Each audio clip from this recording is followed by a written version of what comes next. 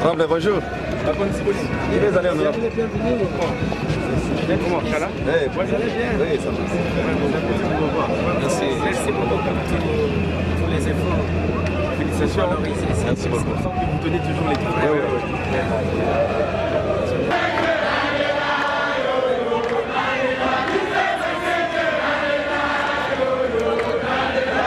Le mardi 22 août, nous avons déposé un projet de réglementation auprès du vice-premier ministre, ministre de l'Intérieur, maître Peter Kazadi Kakonde, pour bien sûr réglementer le corps des sapeurs-pompiers en République démocratique du Congo. Il faut savoir que le 13 octobre 2022, en tant que député national, nous avions déposé à une certaine époque une proposition de loi au niveau de l'Assemblée nationale pour organiser le corps des sapeurs-pompiers.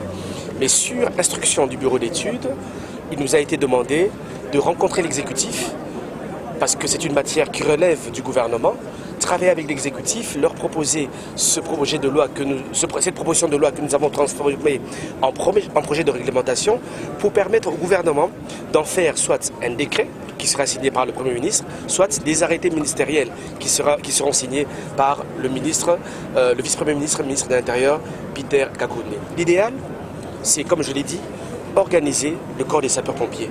Vous savez, il est inacceptable qu'une ville comme Kinshasa, qui a plus de 18 millions d'habitants, ne puisse qu'avoir que 9 camions anti-incendie, dont 5 sont en panne.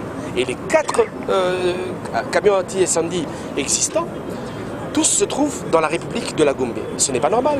Mais quand un incendie se déclare au niveau de Massina, de Malueka, de Maluku, qu'est-ce qu'on peut faire avec les embouteillages?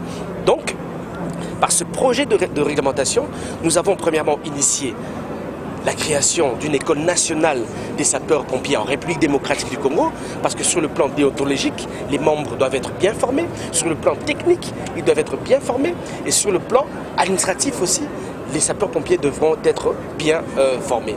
Deuxièmement, dans cette initiative, il y a aussi les bandes d'urgence qui seront réservées pour les urgences, c'est-à-dire pour la police, pour les ambulanciers et pour les sapeurs-pompiers en République démocratique du Congo.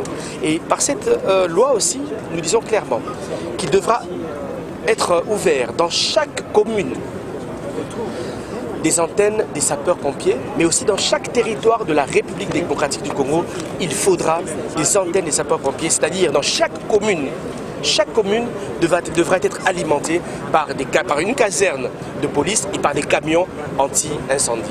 Je le dis encore une fois de plus, il est très important d'avoir un corps de sapeurs organisé parce que les sapeurs-pompiers ne travaillent pas qu'en cas d'incendie, mais ils travaillent aussi en cas de catastrophe naturelle, comme ce qui s'est passé dernièrement à l'est du pays. En cas de catastrophe naturelle, les sapeurs-pompiers aussi interviennent.